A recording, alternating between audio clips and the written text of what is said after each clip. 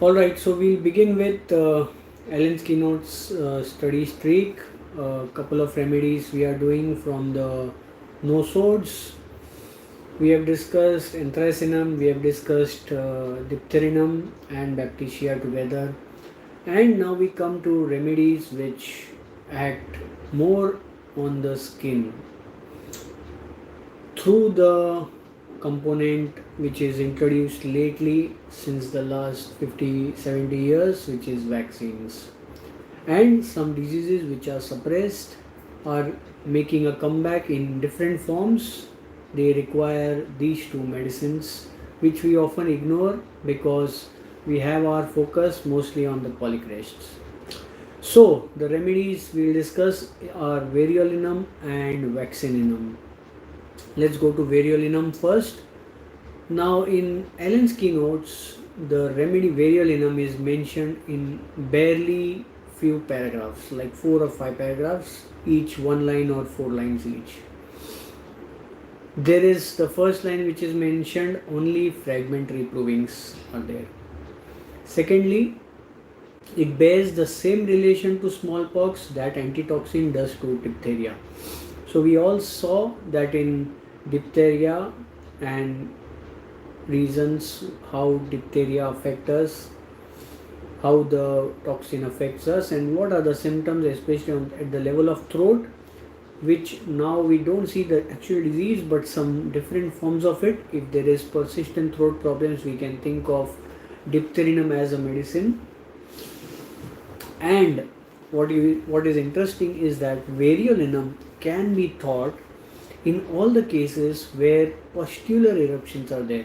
So when we go forward and read from Allen's keynotes, we see that it has done splendid work from 6 to the cm potencies, but where it has been given, it has been given in smallpox or septic and tubercular infections. So what was there in smallpox? Now smallpox is almost eradicated and we don't have it, but there will be patients who will have eruptions which were there as a part of smallpox, pustules. So all the cases where there will be pustular eruptions, we should think of variolinum. We can think of Merxol, we can think of Rus tox, Rus venenata, we can think of Antemtart, we can think of Crotontic, we can also think of variolinum on the same lines. So variolinum bears the same relation to all these remedies which cause pustular eruptions or eruptions which are like pustules.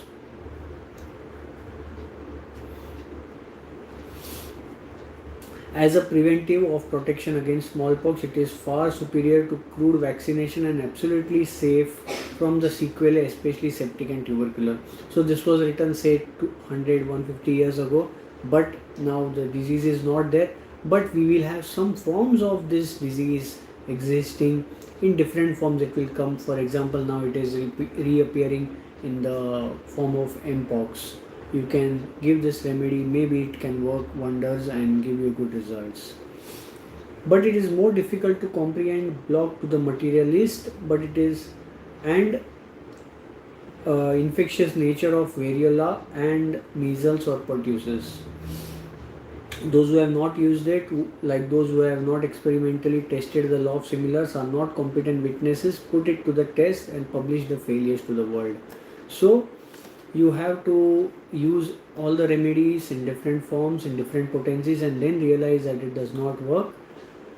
Variolinum, where will you use it? You will use this in simple confluent malignant varioloid or varicella. Now this is a typical expression of the skin eruptions which will be present. You can think of this remedy in all the cases of pustular or vesicular eruptions.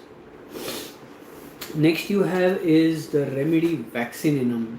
So when we go to the lesser remedies mentioned by Allen in the book Allen's Keynotes, we see that this remedy vaccininum is mentioned as nosode from vaccine matter. So how will you use this remedy? Now the first thing we have to understand is that No swords will be useful when you have given many remedies in the case and it's not working. It can also be a phase where you have given the indicated remedy and you are sure that this remedy has to act. For example, few days ago, there was a case where I gave a very good acting polycrest remedy and it was not working in the case of pharyngitis. And I was sure that this remedy has to do the work, but it was not working.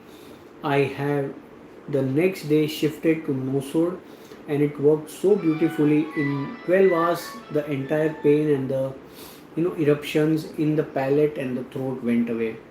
And it's a case I am presenting tomorrow, day after tomorrow, on clinical cases in the clinical cases workshop. If you wish to join, you can join and experience and know how and when will you prescribe nosode, how and when will be the limitation of your uh, polycrest remedy, and when will you have to shift gears. One of the major reasons why homeopaths fail in the practice is because they don't shift gears immediately when it is needed, and when they feel the need to do it, it's too late for the patient, and the patient lands up at the doors of allopath. Allopath gives criticism to homeopath and also the patient. To avoid this, you should learn from different authors, different teachers, different clinical experiences. And I am coming with my own clinical experience, a case of pharyngitis with the other cases. It has been mentioned in the profile of Instagram, Facebook, and YouTube. We are live simultaneously there now doing Alan's keynotes. So those who wish to study about different types of prescriptions, different types of techniques of prescriptions, join the clinical experiences workshop. So vaccininum, when will we give this remedy? When we read the Materia Medica, it is mentioned in around 4 to 5 pages in Allen's keynotes.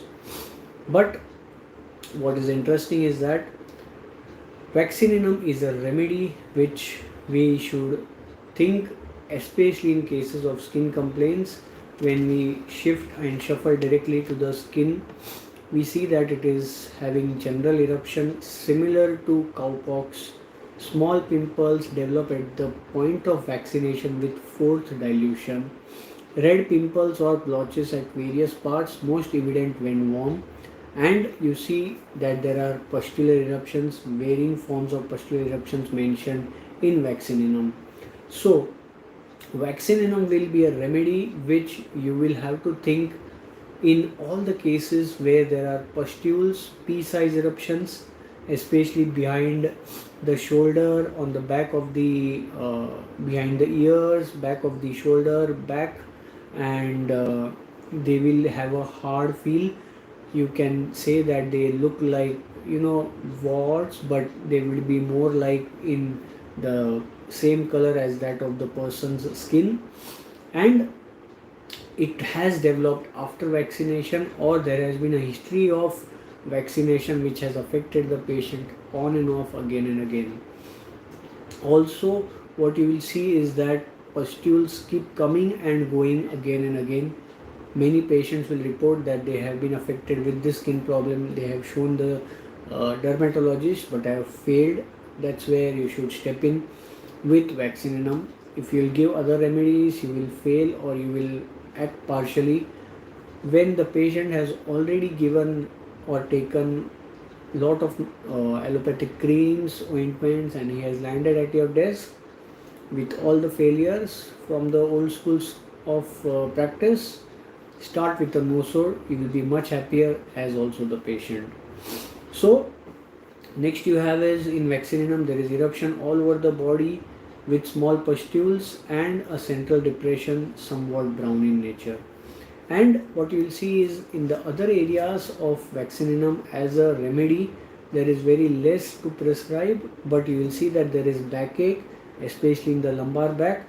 There is rheumatic pain in the wrist and the hands, and there will be more of a generalized headache which is felt in the frontal region, as if the frontal headache or forehead felt as if it will split in two median lines from the root of the nose to the top of the head.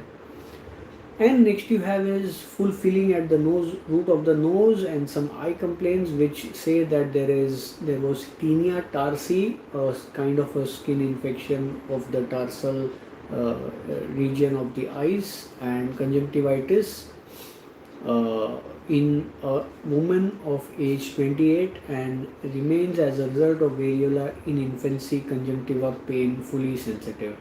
So all these things are very fragmentary and they need more modalities or more accuracy to prescribe, but there will be a phase where the patient has been failed with lot of allopathic medicines or lot of homeopathic medicines, and you are struggling in curing such cases which are having skin problems, headache, eyes or nose complaints which have been mentioned.